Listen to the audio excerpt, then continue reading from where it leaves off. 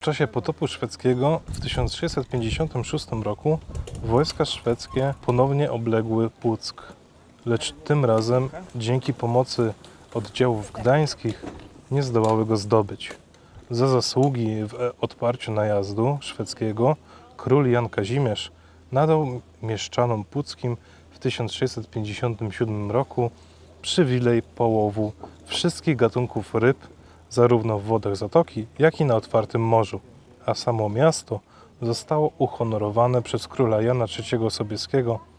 Ten jednak początkowo przykazał starostwo puckie Gdańskowi w podzięce za obronę, by później wykupić je z rąk gdańszczan. Pomimo wojen Puck w czasach I Rzeczypospolitej zachował swój charakter portowego miasteczka kaszubskiego.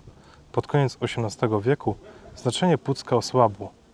Miasto leżało na uboczu głównych szlaków handlowych, a jego populacja i gospodarka malały.